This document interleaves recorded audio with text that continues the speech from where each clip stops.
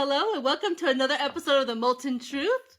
I am your host, Zoey Michaels, here for season 2, where we are exploring the music scene, which, as you know, is a very favorite topic of mine. I touched on that a lot in my blog over the past 6 months, as I was interviewing business owners and writers, and I finally got to speak with the great Caden Gordon, and he very graciously has led me on to speak directly with a number of musicians. So we're very excited today to have with us Rich Allen, who won the Silver Award in the this year's International Singer-Songwriters Association Awards. So, Rich, welcome. We look forward to learning about you Hey, today. yeah, awesome. Sorry. I'm so glad to be here. And yeah, it's kind of really kind of cool. Caden's a great guy. I'm glad you guys connected. He is a very oh, humble. It's funny. He's an interesting mix of a very humble, approachable young man, but what he's accomplished also tells me he's a very ambitious young man. It's a nice balance. Yes, he is driven. That's for sure. Yes. Good guy. Yeah. Yeah. I enjoyed meeting and hanging out with him in Atlanta at the show. It was nice. Very nice. Very cool. Beautiful. So Yeah. we're here to talk about you. So I'm very curious. Have you been writing music very long, or how long have you been working with music? I've I've always been a musician at heart, but uh,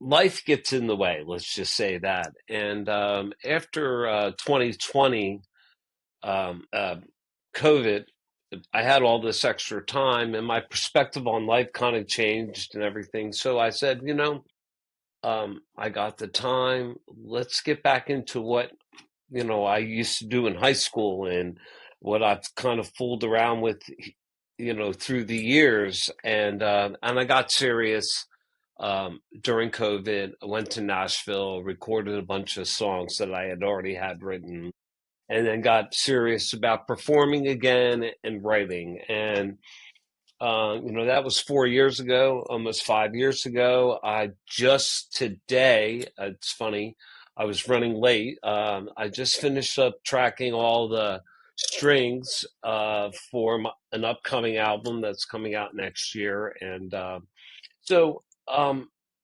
I, I guess what I'm trying to say, the answer to your question, I'm probably all over the place, is just to say, well, my music, I started to get serious about my music, I guess, during COVID, but now it's like just something that has just become such a part of me that I can't believe I'm actually living the dream. I've been playing these festivals, and um, I've been writing and recording music on a steady basis, and it's just a tremendous joy. It just fills my heart with, I can't believe it. I can't believe it. And then when I won an award from ISIS for the award there, that just blew me away. And then coming home on Sunday, I learned that I got the Best Folk Song Award from the Intercontinental Music Award. So it was just like, bam, bam. I was like, oh, this is a little bit of validation. I'm going to keep Absolutely. pushing forward. But the thing is I write music and I release it because I enjoy it. I have no delusions of grandeur, but I constantly want to just keep improving and improving my songwriting, um, and but also at the same time honoring the whole reason I'm writing these songs, and to honor that. So I write these songs as a way to kind of honoring my past and all the trials, the tribulations that I've faced in my life, and overcoming them. And so all of this is. That's kind of why I got back into music. Absolutely. You know? So I'm sorry if I'm all No, over the you're place, not. I but mean, this is the it's just story. This is what we're it's here been to, it's talk to you yeah, about. it's been a long day. I'll just say it's been a long day, and you know, it for the musicians that spend their time in the studio, you know how physically and emotionally draining it can be after spending 8 hours Is that in the what your studio day or was 10 today? hours. Was it all day in the studio today? My day started at about 1 a.m. Oh my goodness. and it's just, yeah, so it's kind of wrapping up. It's been a long day, but the beautiful thing is the victory of the completion. I like when I saw that, okay, I'm happy with all the strings that have been laying down. Now I can focus on the percussions and I can focus on the lead vocals and things like that. My process is it's kind of fluid. I start out usually either on piano writing the song or on an acoustic guitar.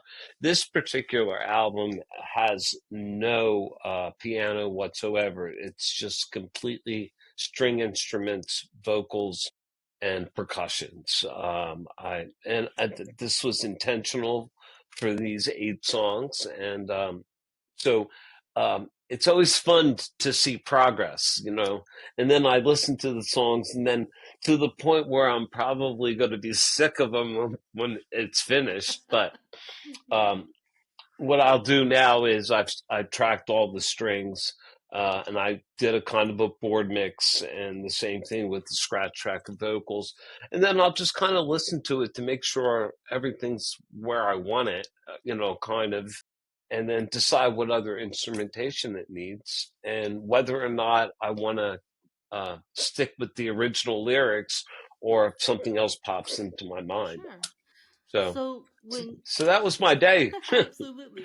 So when you are in the process of creation, does a song's creation start with lyrics for you, or does it start with a tune for you? How does the progression go It's hard to say. usually? It's hard to say. I have a really good friend who helps me co-produce at times. His name's Charles Conley, and he gave me some advice a few years ago. He goes, "Whenever you pick up your guitar or whenever you sit down at the piano, hit play or hit record on your DAWs." And so I do that, and so like sometimes the song just comes out. I pick up a guitar and I'm playing this riff and the words and everything. And next thing you know, 15 minutes later, I had this song completely done. Other times it's got to kind of cook and simmer, and I got to kind of work and massage the lyrics.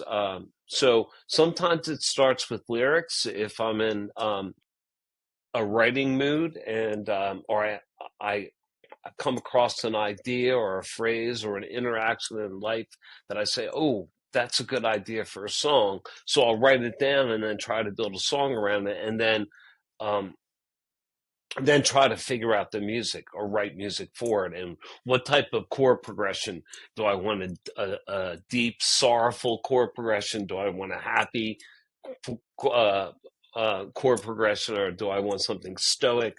And figuring all that.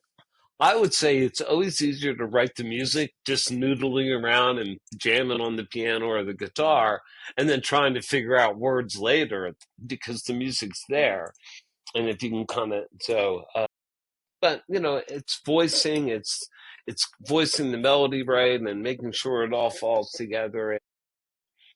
It's so much fun just trying to figure it all out. And then it's really beautiful when it's all finished and it's mixed and mastered and you release it and you hear it for the first time on a streaming platform or when it's out there in the world. Then you can go, okay, on to the next, because you've done it and you can just, it's amazing in this day and age that independent artists like me can do this, Right. that we don't have to deal with the gatekeepers. We become our own gatekeepers, and as long as we build organic followers, and we have to spend our time marketing, unfortunately, and dealing with the social media thing, and but I don't let any of that take the joy out of it for me, because um, it's performing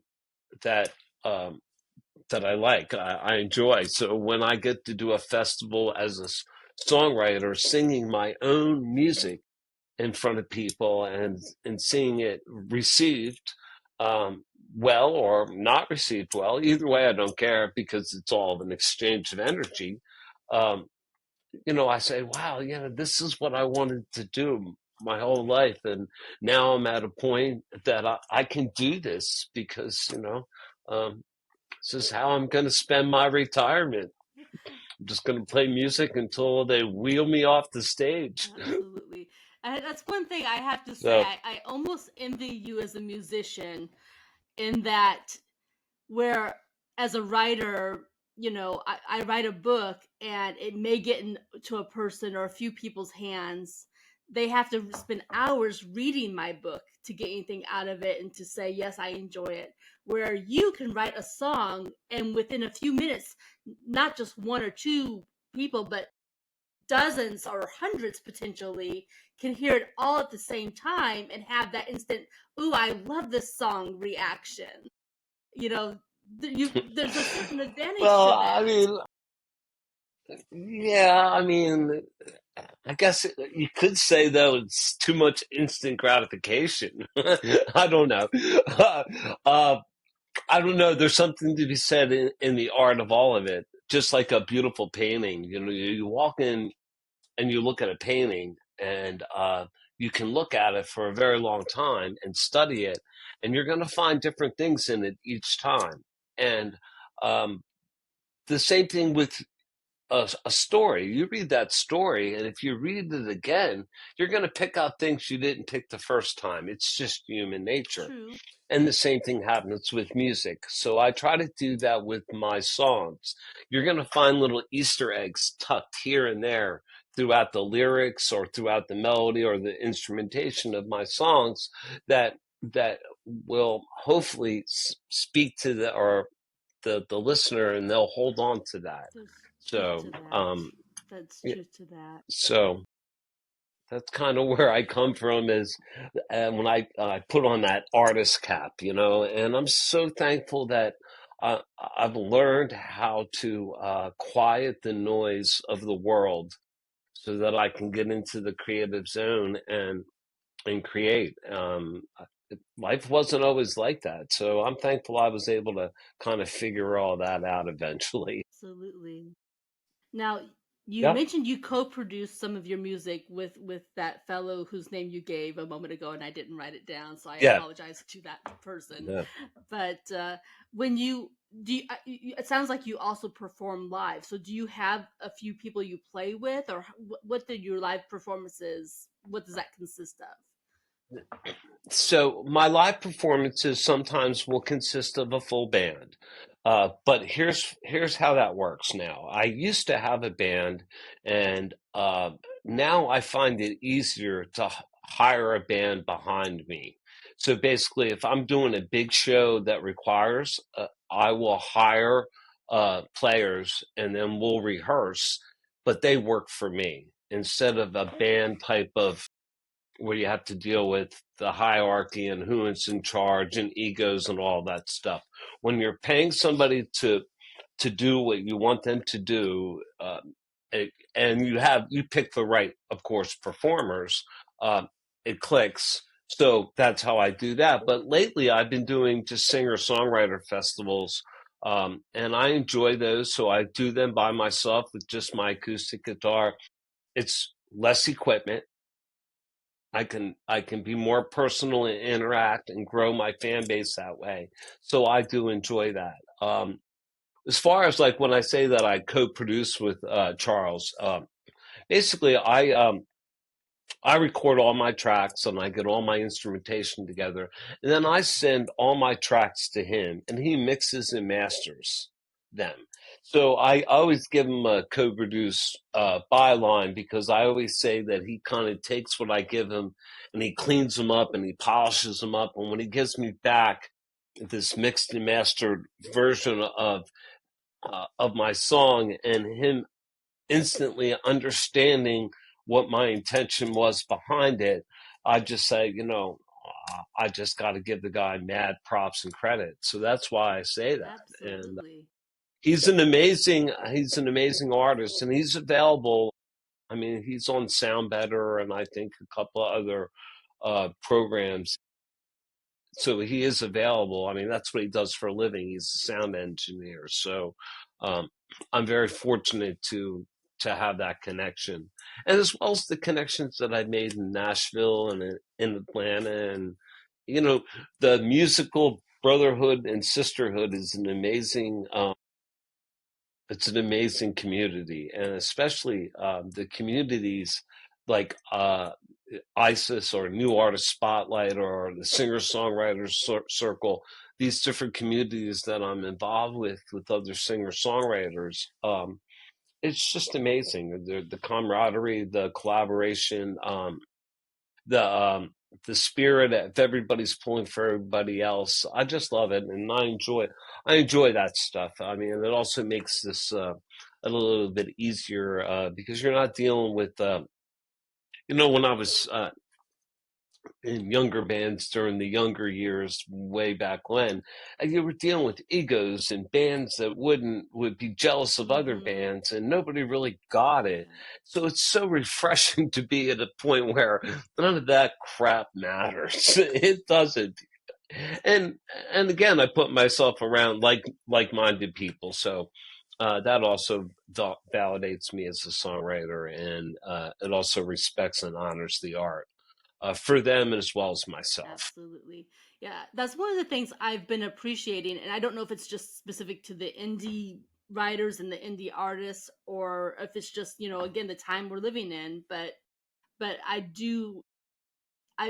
noticed that commonality where everyone's more willing to help each other out, to collaborate and root for each other rather than being, oh no, let's block them out, because this is my audience kind of a mentality. I love that they're, supportive of each other. Well, I mean, because we all want to lift each other up, but we want to build a fan base. And the kind of the way I see it, let's call what some of the motivation might be, is that if their fans hear my music, they'll become my fans. And if his fans or her fans, I hear their music, I'm going to become fans of them. So it kind of we kind of lift each other up. Exactly. A rising tide lifts all boats, It's kind of and symbiotic. I'm a firm. Yeah, it is. It is. And if you're a songwriter, I don't know. I always say we're twisted, tormented, and obscure. So, in all our ways, we have to be because we're we're transparent. We have to when we write, we become transparent. We share some of like our hopes, our joys, our fears in songwriting, especially if you're a storyteller songwriter, and I try to paint those images in my music. So if you're doing that and that certain amount of transparency, you you like to be around other people who are willing to bare their souls the same way, and so therefore you realize, hey, they've got some mileage on them as well, and they understand that being at the nadir of your existence, you're able to see the apex, and with that being said, have a certain more respect and love for humanity. I guess that's kind of the way I roll on this one. So, uh, yeah, I mean, Yeah, and I think people that's are right. cool. And I think that's too what maybe draws the audience, because you are sharing a piece of yourself, and it's a piece of yourself that that audience can also connect with. They identify with the story that you're sharing. So yeah, it all feeds together. I do think that's the case. Well, it's an exchange of energy, and I believe in this wholeheartedly. When you're performing, you're exchanging energy. You want them to feel something. You want them to be able to glean something off of that, whether that they can relate to the situation or they catch that glimmer of hope in the song, or if they don't like it, they still felt something. So you still exchange some energy, but at the I mean, that's the way you got to look at it. I kind of like the people who don't like me more than I like the people that like me because I kind of tend to learn off of them. Well, what didn't you like about it? And if they can't answer it, then I just say, oh, well, you're, you're just an angry person. Right. But it's, but like if it's honest feedback, yeah, bring it on. Come on, help me grow as an artist. And so, um, I'm thankful for all of that. Yeah. So that's really good to Yeah. know. I've never thought about that. Usually, if there's a song I don't like, I just don't listen to it. That's the end of it for me. Yeah. Um, I'll give you a case in point. Now, there will be 1,000 people or more who'll be like, "What? You don't love this song?" But I have never liked the song "Fast Car" by Tracy Chapman. I have never liked that song. It annoys me. I hear it come Wow. on the radio. I'm like, "Turn station." End story. Well, you know, music is It subjective, is. right? Music is subjective. I think for me as a musician, as a songwriter, we listen to music Mhm. differently. So, I'm always listening to, well, the whole composition, how they put the Mhm. arrangements, why they chose that chord change or Yeah. whatever. But I I heard the saying a long time ago, and I repeat it. I kind of uh, say it myself now quite often. Is we to appreciate any music, you have to appreciate all for what it is. It's somebody that's put themselves out there and have have presented their art to the world, and music and art is subjective, Mhm. and It really is. so It really is. you have to you just have to kind of look at that. And if you're an artist, once you get that, then it gets a little bit easier to get outside of your comfort zone and try something new. um, Piano was my first instrument, and some of my earlier stuff was all piano driven, and then I really wanted to become a better guitar player or become a guitar player. Let's just put it that way. And so I work really hard at it, and I play acoustic guitar more than electric intentionally because it's unforgiving, and I feel like I'm gonna notice my mistakes, be able to fix them and overcome them, and anyway to be able to just kind of continue to develop. Um, you know, I don't know. I think the older we get, sometimes it's harder to. I don't think we learn as quickly. Probably.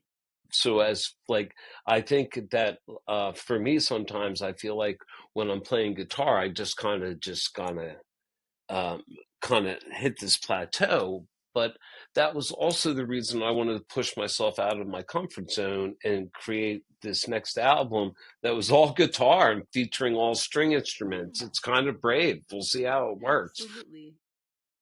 And then I said, well, then I'll go back to playing piano and writing stuff on piano.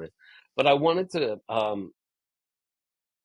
to create a kind of a roots broken down album with each song that it would be like if somebody was sitting in my living room in a circle with musicians, and we were just having a playing songs, Jam session. and that's kind of the vibe I wanted to have. Not really long jam Mhm. sessions. The songs are Oh, structured, okay. um, but just that kind of folky, down to earth feeling. Not that electric smack you in the face, 120 beats per minute banging in the chest. I love all that music. Please, I don't want to offend any of the popsters out there or any of the hard rockers. I love all kinds of music, but I really wanted to just kind of almost put out an album that was stripped down. And no one So can fault you for I'm that. excited. I really am. I'm more excited about this project than I've ever been about any project. Also because I can see where I'm evolving. Right. It's an So, opportunity to and that stretch makes and me grow, happy too. kind of test your skills. Right. Yeah. Yeah, yeah, yeah. And the cool thing is my wife is my toughest critic, believe me. Your family and friends are your toughest Oh, critic. They usually hate your music. They don't want to I mean, really, let's be honest. Same thing for I always books. kid They people were my about that, toughest critics with my but books you know, too. I love it. I make so much fun about it. But uh, my wife Cal, an amazing supporter of my music, just said, "Wow." She was just totally blown away because I held off playing any of it until I had all 8 songs tracked and scratch tracks on the vocals. Then I played for beginning to end, and she absolutely loved it. So that was like, okay, I got the thumbs up there. That's serious validation. Yes, it And so, is. Absolutely. Yeah. When your yeah, toughest critic is in your corner, you know you're good. yeah. It's it's probably not good enough for me to go buy another guitar, though. Let's just say that. Probably not. That's probably a wise I decision. always, I always tease her like, oh, she'll say like, oh, hey, thanks for doing this. Like, can I go to the Guitar Center? Rude. It's funny. Anyway, it's all good. But you could probably Life go is to the good. Life guitar is center good. before you could go buy another car, right? Yeah. You could probably go Well, fix no, that one before it's the all other. good. It's all good. I don't need any more guitars. I kid myself about that. You know, my So that's stepson the other loves his beautiful thing. The guitars. older we He does get, the the same less we thing. need, you know? Yeah. So, They yeah, just it's all they're good. addictive. They you buy, you get an instrument and you can't wait to get the next one. They're a little bit addictive. Well, yeah, I'm looking for like, I always want to find like a vintage classic piece of, Mhm. and it takes me a long time because they're a little pricey at Mhm. times. So I save up for them before I go buy another guitar. But that's just more of a joke than anything else. But yeah, so that's kind of where I am. I'm living life. I'm writing songs. I I'm also trying to encourage younger songwriters in the area to get involved with songwriting communities. And I do a songwriter's blog. It's kind of opinionated at times, but I'll write about everything from how to write sad songs to last week was all about the songs of resistance, how to um, what are some of the greatest protest songs that were ever out there? And I talk about that. Or I'll talk about, you know, um, the songwriter, the introverted songwriter, whatever, tons of stuff. That's a blog that I do and I put out, and that also keeps me active. Absolutely. Um, I, I just want to keep supporting the music industry when I'm not you know, providing or producing my own music. It's fun to help the other community, and also I just enjoy it. It keeps me busy. So Absolutely. On that note, since it's a natural segue, I'm assuming you have a website and you certainly have a blog site. So what is your website or blog absolutely. site? So my website is in. No, that's the blog. My website is richallenmusic.com. So that's that, and then my blog is indie residentvoice.com. And there's probably a link on my other website as well. But and then I'm on social media. I'm across the board on Facebook, Twitter, Instagram, as well as TikTok. So I've learned how to make reels and videos, and I'm starting to get pretty good at it, and which is kind of cool. And um, it's different. Each different social media platform provides a different, provides different value, if you will. Yeah, But um, I have a good time. I have a good time with it. I've gotten to the point now where I just make all my um, get my posts all together and I just put them in a scheduler and forget about it. that's a good thing to So be able that to that do. helps me.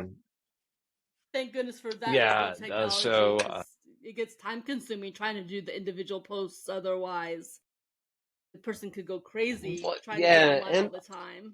I yeah, I have my routine. I mean, I do have my routine, that's for sure, and that's that's kind of important. I think you have to kind of keep a presence on social media without spamming them to death. So I'm True. trying to, I look at a lot of analytics, or I don't. My manager will look at the analytics with me and see what they make sense, and I figure out what to do. And just like it's we spend so much time either reaching out to people, sharing our music, or contacting curators for playlists, or marketing, or sending our music to bloggers. Um, I think we spend just as much, if not more, time doing that than we do actually Doing our music or creating and producing books. our art. It's so So, true. It's yeah. I and really honestly and this is it's necessary, but it's exhausting. I really detest the marketing aspect, but it's necessary. We have no choice, right? yeah, We have to do it. absolutely. And we're in Grammy season, so for your consideration, I have one song that's up for best American Roots song. So it's not nominated, but it's been entered. So it's been, I'm sending out for your considerations to voting members of the Academy, hoping to get enough traction, or at least get a nomination. So that's exhausting as well. But that's a fun exhausting, because I get to listen to other people's music, and I enjoy that as well. And there's so many talented artists in the world right now. And I just, it's, it's it's a great gift that I thank God every day that He gave me the gift of music. That I love music, and I want to create music, and I aspire to be the best I can be in my field. So, Absolutely. So, is there anything our audience can do to help you with this potential Grammy consideration? Is there a specific station or specific well, yes, email? if you're a voting member of the Academy, you can vote for my song, or please, for your consideration, not vote for it. Please just listen to it. There are very strict rules of what you can do. So I would ask that you please just listen to it, and if it likes you like it and it moves you, please vote for it. And the song is "No Pinks" and by Rich Allen, and it is up for Best Roots Song. And did you say So we'll no find out November pinks like 1st. the color? No pink. No, yeah, no Okay. pinks like the color. Okay. I wasn't sure I So heard that yeah. correctly. I did want to be clear. So no pinks. Okay. Good to know. Yeah. So tell us more about you. Like, if you were going to compare your style of music with someone in the mainstream, as far as like folks music, do you have a couple artists that you could compare yourself with for those who maybe are not familiar with your work? Well, I mean, I like to say my writing style. Well, I've had people compare me from everything from Adam Duritz of the Counting Crows to James Taylor Okay. to Bob Dylan, as far as writing in that respect. Um, I don't know, because I don't know who I would say that I. It would be hard to say one specific artist, Sure. because in my music there's so much different influences. Yeah. This this next album that I'm trying to that finishing up was heavily influenced by Robert Plant and Alison Okay. Krauss, See, and that's Patty interesting. Griffin. So there was some very big influences there, especially with the songwriting style, of Patty Griffin. So there was some influence there, but then I also love the instrumentation of the Alison Krauss and Robert Plant stuff. So I don't know. I mean, it's hard to say. I have some songs that are out that are little bit of rock and roll or more country. Yeah, Then I have other songs that are more cinematic. So absolutely. it, And it's what hard to say what even genre I fall into. Right. And there's nothing wrong with So having multiple influences. I mean, that just it makes sense. You're not going to emulate one specific person because then you're going to be a carbon copy. It makes sense to take a little bit from this person, a little bit of that person. It's like ingredients in the kitchen where you're going to come up with this masterpiece. But I have to tell you, every time you say Alison Krauss, I've seen her in person and she is amazing. And when I think of Alison Krauss, I just get a sense of fun. So I figure she's the fun ingredient in your music. When I hear you say that, I think fun. um, yeah. So full disclaimer here. I'm a really happy guy. I have a blessed life, but my songs are sad. They're sad songs. Yeah. They're from a period of my life that was completely different than it is now, and so I write to tap into that emotion, um, but the all my songs have a glimmer of hope. So yeah, so I guess the Alison Krauss part is the joy. Yeah. I'll give you that. And she's done some But sad songs, but even still, there's just that little bit of yeah, she's got a teeny bit of mischief to her. Just teeny bit.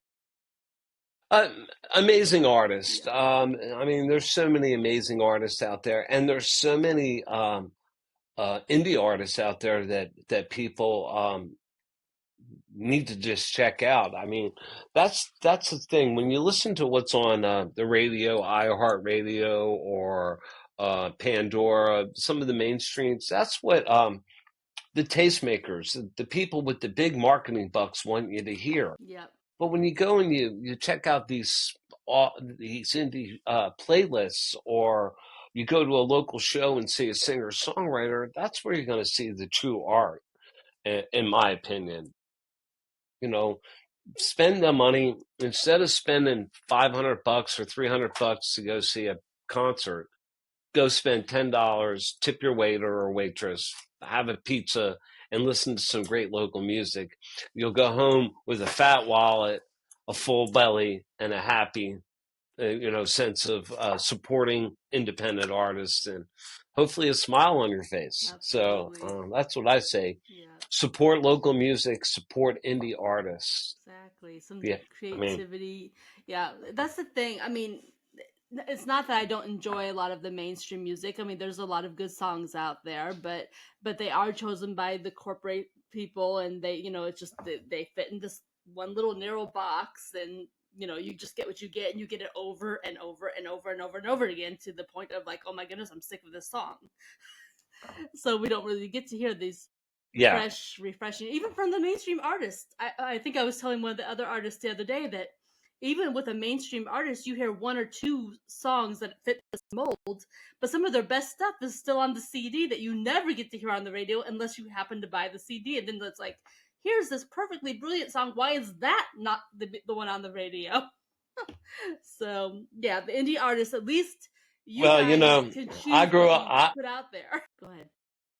Yep. So I grew up with 45. So you got the single, you got the great single on the one side, then you always had the B side. Mm-hmm. And I was always a B side guy. I always liked the obscure. I always like the deeper tracks, the dark cuts. And, I grew up when FM radio was great. It really was, and I listened to WYSP out of Philadelphia, or WMNR, and that Philadelphia rock and soul with that blues influence. Growing up listening to that, as well as the country music influence, um, I felt like, wow, my roots are embedded in R&B and country. So it's no wonder I got kind of a roots folk Americana artist, because it's a melting pot of all of it. Absolutely. So And it's so wonderful that you can pick and choose and do that as an indie artist. You can choose, one genre one day, you can choose a completely different genre the next day. You're not locked into, oh, you must always do pop because you are a pop artist, or you must only do folk because you are a folk artist. You are not. stuck in one little box. You can move around. You can do what pleases your artist's ear. Yeah. Well, the song takes you where it wants to go. It really does. You're writing a song, so I mean, if it has that pop feel, yeah, you go with it. And I never know until it's complete. Sometimes it takes a complete left turn, and what I thought was going to be a slow kind of sullen tune turns out to be this rocking tune or an up-tempo tune or whatever. So like I said, Sometimes the the song song will wants what tell the you where it song needs to wants. go. Absolutely. Right. It has Well, a mind of and its own. also my philosophy is um, I'm not going to record or release anything I can't produce live or play live. I mean, Yeah. because if people are coming to see me, they're going to expect that. Yeah. So that's the other thing. So I respect the production value of that. I respect the little mistakes, the beauty and the imperfections of all of it. So Sometimes it's those mistakes that um, really make a yeah. song. Even like the Well, before I and mean, before after. sometimes they drive you crazy to this day. It depends on what it is. Like Yeah. if that pop of the snare drum just is not popping the right way, you hear the mixer like, I hate that drum Yeah. or Sometimes it whatever. just But adds a piece of character that you did, weren't counting on, but that it just adds to the yeah, flavor. yeah, Sometimes there's happy accidents. yeah. Well, absolutely. I mean, sometimes you stumble upon greatness, Yeah, I would think. it does Or we happen. hope. So, Absolutely. yeah, So very cool. for people who would want to hear you live, how would someone hear you live? Where would they find you, generally speaking? Well, I have a big show coming up November 16th. I'm going to be playing the Deland Original Music Festival. I think I'm going to be on the Artesian stage. I'm not 100% sure. The schedule hasn't come out. So that's will be my last big show of this year where I'm actually putting on a full 15 song show, 45 minutes, 50 minutes, whatever I think the time is. But then most of the time you'll always find me locally. I'm either at the Irish Pub on Thursday night doing open mic nights playing there, or I'm at the Organic Farm, Sweetwater Farm, when they have music there. But that is primarily, um, you know, they're not paid gigs. It's just supporting the community, and I'm digging it. Did I lose you? I think so. Okay. Oh, hey, Yeah, your side was still can't recording. hear you. Hopefully, oh, okay. I can't hear you. Let's give it 1 minute. Can you hear me now? Now? Now I got you. Can you hear Okay. me? Yes. So Okay. your side Yeah. continued recording. Riverside likes to do that. It'll keep recording for you, but then like my side had stopped. So I don't know if you were able to Okay. finish your Great. thought for the audience or not. Yeah, um, I think I did. I think I did, okay. and I'm so glad I didn't get up and dance or anything. Then when it was just going, so you Okay, know. so we told the audience where to find you, and we did a little song dance. Okay. So Um, I have the sleep deprivation sillies. I think I'm a little I giddy, get you. so I it's all get good you. though. Well, and you've seen me doing yawning, and not because I'm not enjoying our conversation, just because it's been a long day, and No, it's apparently I all need to drink good. some more It's all water. good. But Yes, as we get ready to close hydration. down, exactly that, and maybe air movement. I don't know, but I'm just like, oh my goodness. It's like, yeah. So I'm like, I'm fully involved, but my body is like, drink something or take a big yawn. That you need something. So Yes. before we close out for the evening, I wanted to ask you a question asked by our previous guest. So this was the thing I warned you about. So our previous guest had this thought about how we all have seasons in our life, and he viewed them as like, sometimes you're in a valley, and sometimes you're up high on a mountain, and sometimes you're just in between. So if you were going to describe this season in your life, where would you be? Would you be on that mountain or down the valley or somewhere in between? I think that I'm like halfway up the mountain. I'm gonna say that. I'm halfway up the mountain. I still think I always try to be optimistic and believe the best is yet ahead of me. So, Okay. you know, Yeah. so Which that's is probably a good yeah, way to view that's things, you know? I, Still I think looking so. forward I to mean, I think continuing. optimism's a good thing. Yeah. Very Yeah, good hope's job. an awesome thing as well. Yeah. Yeah. And still So having you things to need look my forward to. question. I do. Absolutely. Yeah. So yeah, so having things to look forward to is a big thing, and that's why I'm constantly, I love looking at my calendar and saying, okay, I get to fly here, I get to do this, I get to do this, and um, so I'm excited. I'm excited to be in Nashville this weekend. I can't wait. So yeah, it's good stuff. Good stuff.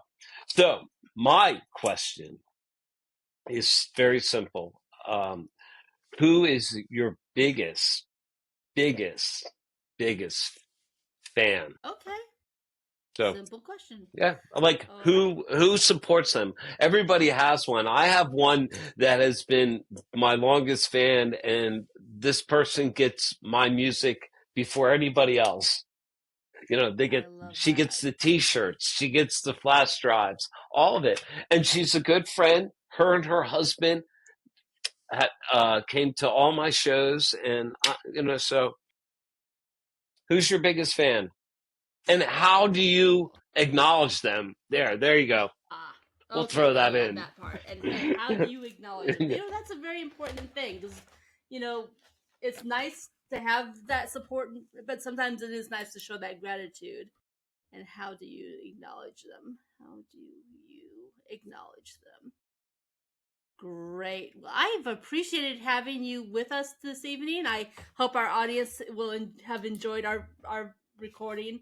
So we're going to say goodbye to our audience. And as I mentioned before, you and I will talk a little bit offline. So let me get this Okay, wrapped here. no worries. Thank you. Absolutely.